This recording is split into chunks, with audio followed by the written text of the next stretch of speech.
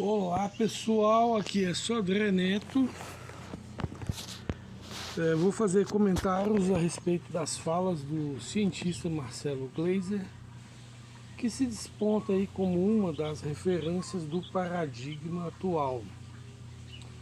Algumas falas dele estão completamente erradas, absurdas, prepotentes e arrogantes, e eu vou comentar por quê. Esse tipo de evangelismo radical que tem a interpretação literal da Bíblia ou qualquer outra religião que seja radical, que tenha uma interpretação literal dos textos sagrados, são religiões que realmente estão olhando para o mundo como se olhava na Idade Média. Então, qualquer tipo de... Aqui é a primeira imbecilidade do Marcelo Gleiser de chamar o pessoal de atrasado quem faz uma leitura literal da Bíblia. A leitura da Bíblia literal, ela parte de princípios hermenêuticos. Se o texto está querendo dizer que aquilo é literal, eu não posso ter outra leitura simbólica em cima de um texto que está falando de métrica, do tamanho da arca, de fatos. Ele não está simbolizando nada. O princípio de interpretação hermenêutica me diz que aquela fala do texto é literal, então eu não posso simbolizar o que não está interpretativamente simbolizável. Então, quando Jesus se refere a Adão e Eva, ele está falando de coisas literais. Então, a leitura de certas partes da Bíblia literais, elas são leituras daquilo que o texto está dizendo. Não é culpa do leitor enxergar a literalidade no texto que está expressando literalidade.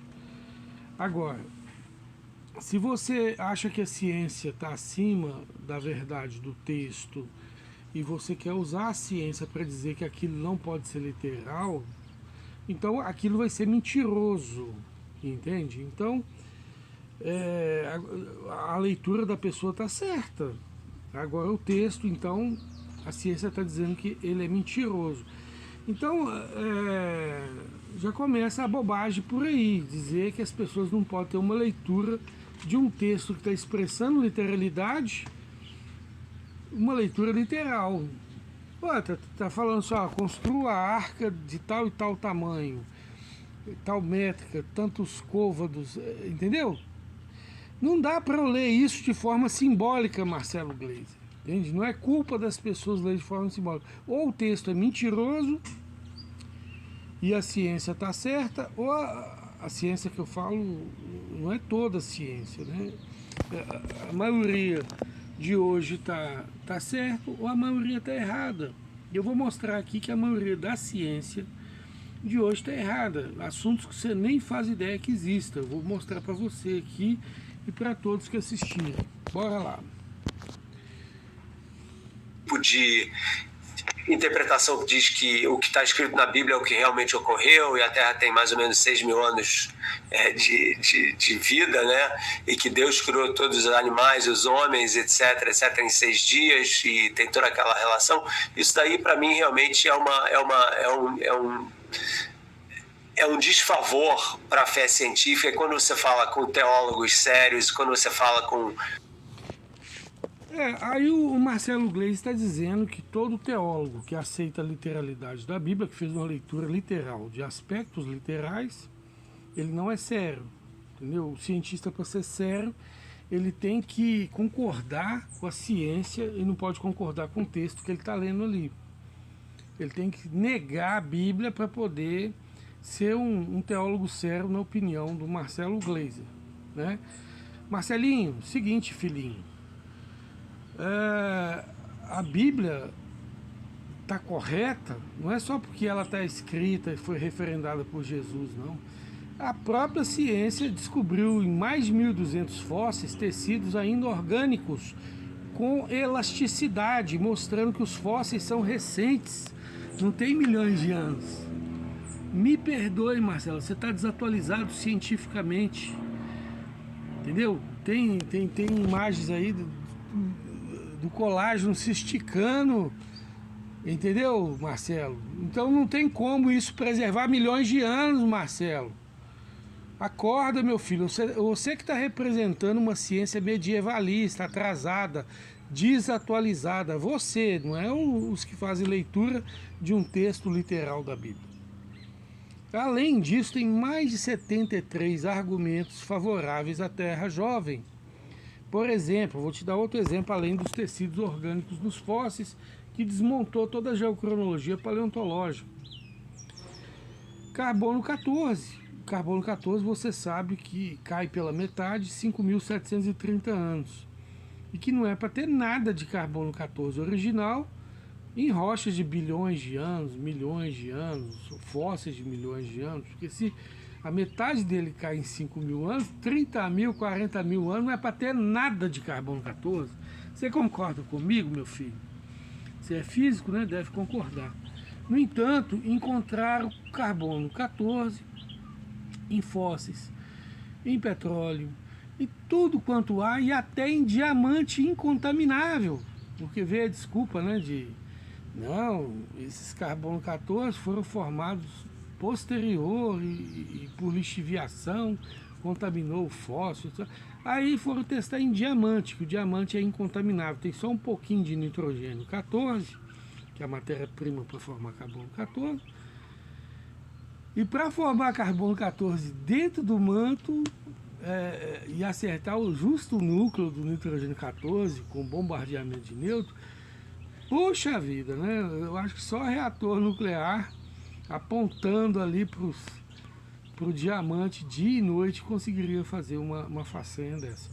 Então, meu filho, carbono 14 em diamante destruiu os bilhões e milhões de anos que você se embasa neles, além dos tecidos orgânicos e além de outras coisas que, se você estudar, atualizar e diminuir seu tupete, apesar que você está careca que nem eu, tá mais do que eu, né? Aí você vai perceber, tá? Continuando. Cardeais do Vaticano sérios, eu já fiz debates em público com um dos cardeais mais importantes do Vaticano, que é o Gianfranco Ravasi. Esse tipo de interação não é mais adotada pela igreja, pelo menos pela igreja católica. Então, a igreja católica, se você não sabe, meu filho, ela persegue a Bíblia desde o Concílio de Trento, porque a Bíblia foi o que tirou a autoridade da igreja, dos papas. O movimento de protesto protestante era justamente sola escritura, e para tirar a autoridade do sola papa, sola igreja católica. Entendeu, filho? E aí fizeram a Contra-Reforma, o Concílio de Trento durou 18 anos, onde fizeram estratégias para combater protestantes, combater o luteranismo, combater as cartas de Paulo que fala da graça somente, para enfatizar obras também, como pertencendo ao processo de salvação. E entre as estratégias que colocar a Bíblia no índex, e o padre saía catando Bíblia de quem tivesse Bíblia, denunciando e etc., perseguindo.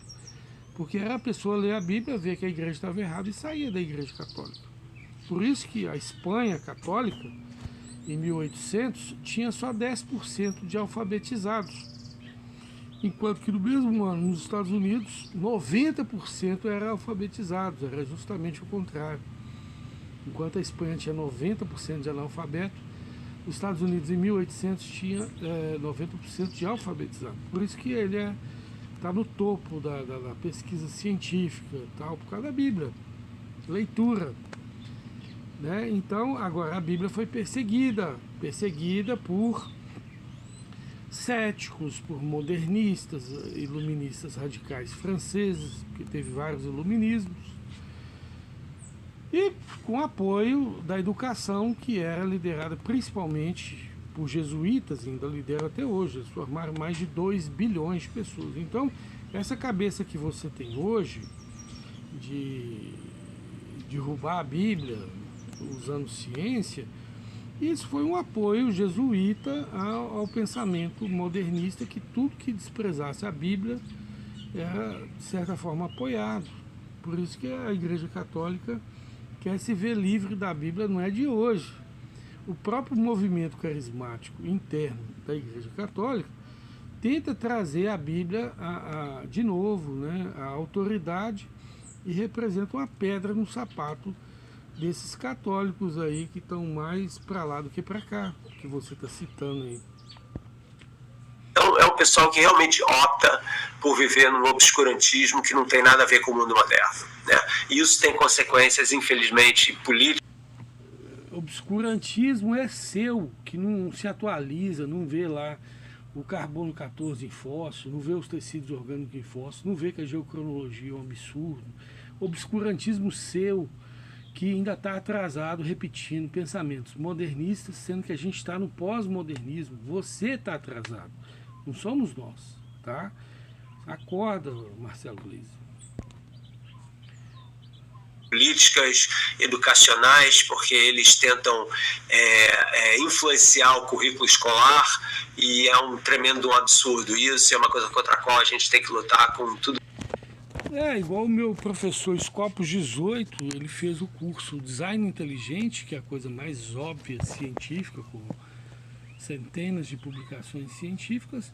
Foi cancelado o curso. Eu estava até matriculado no curso na Universidade Federal de Goiás, né? E o coordenador da veterinária, Arthur Macioli, fez o curso de Design Inteligente, foi cancelado por uma patrulha darwinista xiita igual você, que combate grandes cientistas que defendem o óbvio, que as coisas têm trilhões, quintilhões de sinais de que tudo foi planejado. Mas vocês que vivem no obscurantismo, na negritude do ateísmo, que quer enxergar toda a realidade harmônica que existe, e falar que tudo isso, que a Terra com 1.200 ajustes finos, Gleiser, veio de trombada. Isso se ensina no curso de Geologia.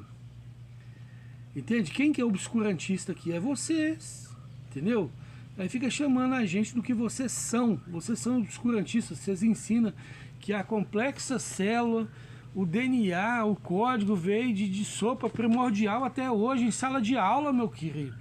Aí vem chamar eu de obscurantista, nós, criacionistas de obscurantista, se enxerga, filho. Tudo que a gente tem, né? Mas a sua pergunta fala do reverso também, né? Que é a ideia de por que eu falei que a ciência não mata Deus, né? E o que eu quis dizer com a ideia do ateísmo ser inconsistente com o método científico. Então, deixa eu qualificar isso, porque isso é muito importante. Existem vários tipos de ateísmo. O ateísmo tem várias gradações, vamos dizer assim. Então, o ateísmo ao qual eu me refiro nesse comentário é o ateísmo mais radical, que é um ateísmo que basicamente faz uma declaração normativa, tipo final, de que Deus não existe, pronto, ponto final, né? E esse tipo de declaração absoluta, que é incontestável, é inconsistente com qualquer posição científica, porque uma posição científica sempre está aberta à dúvida, está sempre aberta ao novo, ao inesperado, ao que a gente não sabe sobre o mundo. Conversa fiada do Marcelo Gleisi, que vocês podem ver, ele quer dizer que o ateísmo pode induzir as pessoas a acreditar que Deus não existe, mas não pode afirmar, entende? É igual o Milton, né, do advogado do diabo, né? Morda, mas não coma, coma, mas não engula, entendeu? Uma coisa assim. Gente, isso é conversa fiada, entendeu? Que a ciência não pode ser dogmática, isso é só na cabeça dele. A ciência é dogmática. Vai tentar defender que um tecido orgânico não se preserva milhões de anos, que é a coisa mais óbvia do mundo. Vai tentar defender isso na academia. Eles te crucificam. Por quê? Porque vocês, darwinistas, xiitas, né? Vocês são radicais sim, vocês são dogmáticos sim. Fica querendo passar uma de bom moço aí, de que o ateu não pode ser dogmático. Não é, você é dogmático. Chamou todo mundo de obscurantista que discorda de você. Vai contar fiada para outro, rapaz. Pro mundo. Então, a gente não pode fazer uma declaração desse tipo, porque essa questão não é uma questão que a gente pode resolver empiricamente, a existência de Deus ou não existência de Deus, entendeu? Então, você fazer uma sessão tipo... Mentira, né? Você também não pode, por exemplo, você vai discernir um crime, um assassinato. Aí você não tem um assassino, não tem a cena, não tem um filme. Você às vezes não pode empiricamente trazer o assassino para o laboratório e fazer o teste se foi ele ou não que matou. Você deduz isso. A mesma coisa se aplica a Deus, ao planejador, ao design. Você enxerga trilhões, quintilhões de evidências de planejamento, certo? Códigos muito específicos, padrões muito específicos na bioquímica, ajustes finos muito específicos e muito ajustados na cosmologia, harmonias ecológicas muito clarificadas na fisiologia, né? Outro dia eu estava explicando que o vírus ele deve ter sido criado junto com os seres vivos. Por quê? Porque os vírus fazem com que a água do mar não seja leitosa, porque eles controlam a população de bactérias. Os vírus não deixam a sua barriga explodir, porque se você não tivesse dezenas de cepas de espécies de vírus no seu intestino, não controlaria a superpopulação de bactérias, sua barriga ia explodir. Então, tudo que existe, elas têm funções e precisou ser criado junto, pronto, né? Em 6 dias, entendeu? Tem que ter sido rápido, tá certo? Porque uma coisa, se fosse criada antes da outra, ia dar problema. Por isso que as coisas não evoluíram, elas foram criadas prontas. Viu, Marcelo Gleis? Já começa uma palhinha aí para você começar a pensar. Olha, não tem nenhuma evidência para que a gente acredite em Deus, né? Então, portanto, Deus não existe, ponto final. Esse segundo pulo aí, então Deus não existe, ponto final, não é justificado através da metodologia científica. O que você pode dizer, que é a posição que eu diria que é a minha posição, a posição agnóstica ou a posição do ateísmo menos radical, é que não existem evidências concretas que você possa afirmar sim, existe alguma espécie de presença. O cara é obscurantista, tá cheio de publicações, de evidências concretíssimas da existência do design, do planejador, do arquiteto, ou de Deus, como se quiser falar. Deus já deixou de ser sobrenatural, inclusive, porque já está publicado, evidenciado, testado. Igual tem um japonês aí, me recordo agora, se alguém precisar, eu mando um artigo aqui embaixo, mas está lá no jornal da ciência.com. Ele falou que para haver o RNA mensageiro, teria de haver um software, teria de haver um planejamento. Sem planejamento não teria como haver o RNA mensageiro. Ele testou isso de diversas formas. Tem várias publicações de físicos, de químicos. O Dr. Marcus Eberlin, que é um dos maiores cientistas, foi elencado entre os 1.500 cientistas mais importantes da Terra. Né? Ele tem entre os livros dele tem um que foi referendado por 3 prêmios Nobel. Além de ele não precisar nem ser referendado por prêmio Nobel, porque ele é ganhador da medalha de espectrometria de massas, a medalha Thompson, que em termos de rigor acadêmico é muito mais importante cientificamente do que o próprio prêmio Nobel. Ele não precisa nem de referência de prêmio Nobel, mas mesmo assim ele foi humilde e pediu, né? E ele fala, fomos planejados e dá fartas evidências, né? Tem um livro agora do Otângelo Grasso, excelente livro, né? Com quintilhões de evidências de planejamento. Quer dizer, o que falta para o Marcelo Gleis é estudar e levar a sério os assuntos. Ele fala que é ateu, que não tem evidência concreta de Deus. Claro que tem, meu filho, está publicado. Vai estudar, Marcelo. Para de repetir bobagem aí e fazer a cabeça de gente que não estuda. Por favor. Coisa mais ridícula. Eu vou botar aqui embaixo a lista de publicações científicas evidenciando de forma concreta a necessidade de um planejador. Já está evidenciado isso. Você pode chamar o planejador de Deus, logicamente, que vai chamar de Deus, mas fazer o quê? Deus já deixa de ser sobrenatural e passa a ser natural. Porque o sobrenatural é aquilo que não foi medido, testado. Então Deus, no seu sentido de designer já foi testado.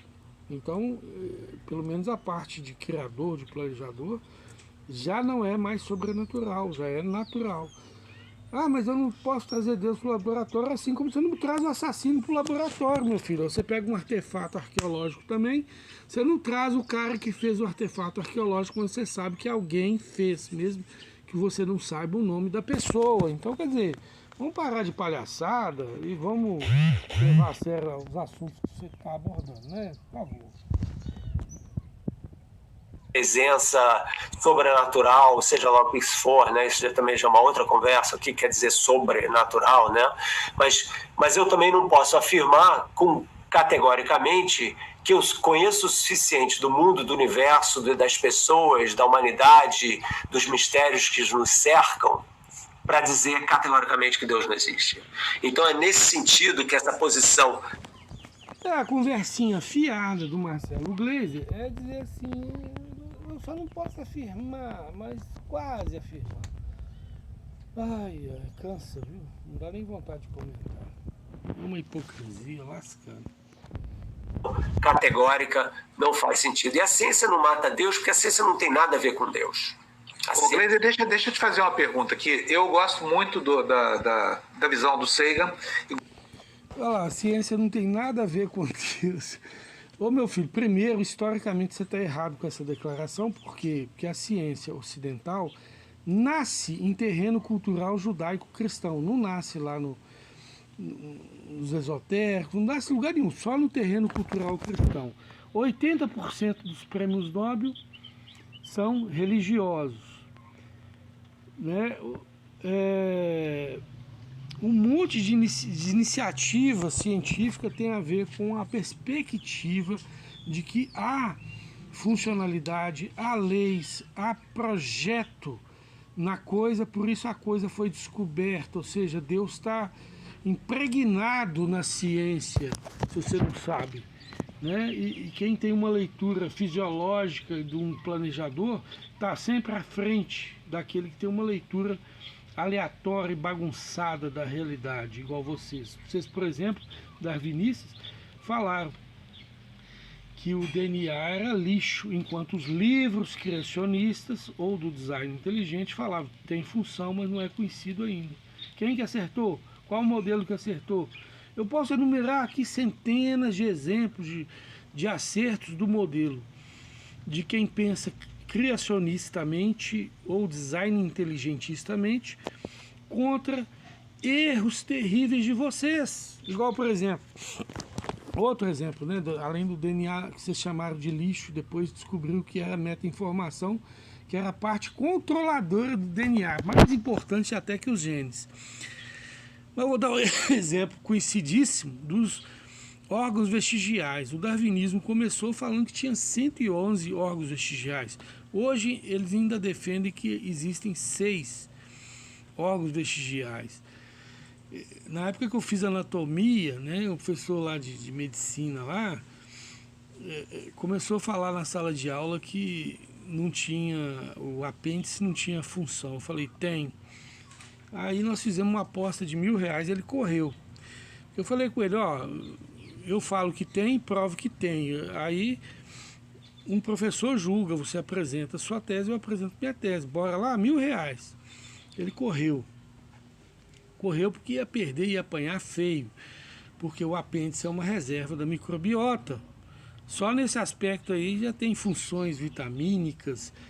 Aí tem um monte de doença que ocorre em quem sofreu apendicectomia. Tanto é que hoje é recomendado nos grandes centros fazer um exame de ultrassom para verificar se arranca ou não arranca ou trata o apêndice. Né? Tem que fazer rápido, porque é perigoso, mas os grandes centros têm esse know-how. Aqui no Brasil não, aqui no Brasil já corta logo, porque aqui mal o cara é tudo a tempo e a hora. Então, gente, mas tudo tem função, e esses pulha desses darwinistas fizeram uma previsão errada e não admite que está errado nisso e num monte de coisa, gente. A ciência é toda estragada por esse câncer chamado darwinismo histórico. Eles pegam o valor deles ao observar que as espécies se modificam e querem transpor isso para toda a realidade. Tudo evoluiu, até os planetas. Agora quebrar a cara com James Webb fotografando as galáxias já prontas no início do Big Bang. Então, quer dizer, sempre quebram a cara, mas sempre teimam que estão com a verdade, que continuam defendendo a verdade científica. É terrível.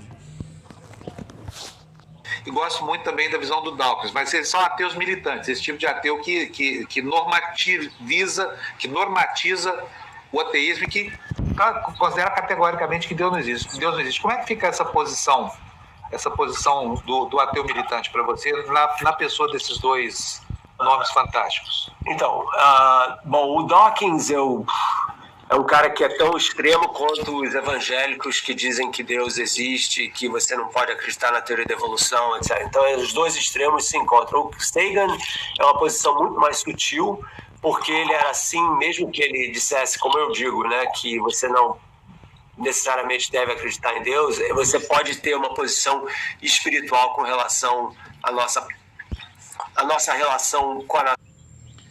O Sagan era politiqueiro, apresentador de programa, tão fingido quanto você, né? Agora o Dawkins é honesto.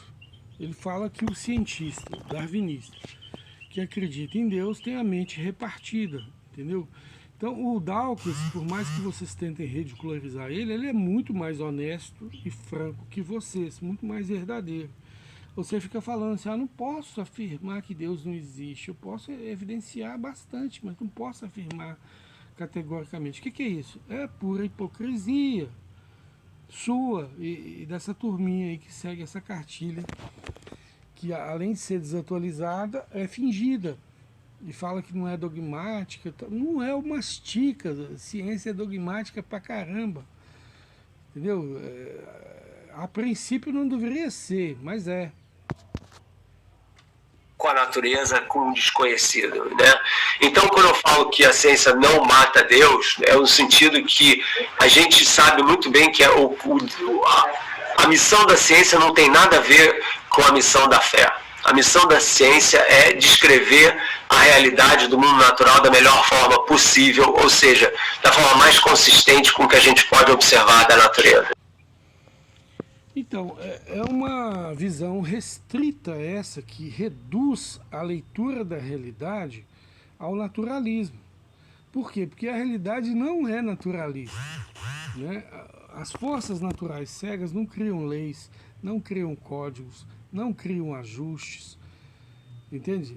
Elas estragam o ajuste, a entropia, elas estragam os códigos, acúmulo de mutações, mas ela não cria ordenamento, entende? Então vocês estão na contramão da entropia, da lógica, de tudo, cara. Eu fico assim abismado de ver como que a mentira de vocês virou o paradigma vigente, a coisa mais estúpida que eu vejo aqui e ali toda hora. Mas vamos lá.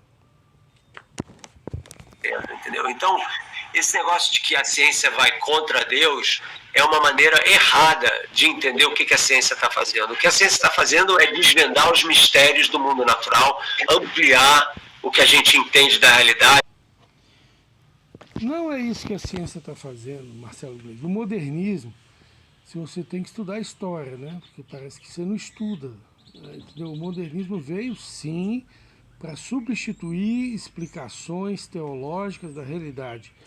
A realidade era lida tendo por referência, indexada à teologia, e agora o modernismo iluminista francês veio promovendo e apoiando iniciativas que fizessem uma leitura da realidade sem Deus. Fizeram até leis, laicismo educacional, tirar Deus de sala de aula. Então, quer dizer, o analfabetismo seu não é só científico, é história também do pensamento humano. E aí eu tenho que ficar ouvindo isso, cara. Não. Usando uma série de instrumentos, telescópios, microscópios, detectores diversos, etc. Mas isso não tem nada a ver com acreditar ou não acreditar em Deus, né? Então, existem vários cientistas, mesmo nas academias. Claro que tem a ver com Deus o microscópio, filho. Por isso que o Thomson, pai da espectrometria de massa, que é uma das áreas quem avança nela ganha prêmio Nobel. O Ebner só não ganha prêmio Nobel porque vocês difamam ele. Né? Mas o cara é descobridor de 2 reações de íons gasosos. Ele escreve lá na Nature, lá no reduto do darwinismo, louvado seja Deus pela sua criação. Por quê? Porque enxergou planejamento nas coisas criadas. Aí você vem falar que o microscópio não vai exaltar a Deus?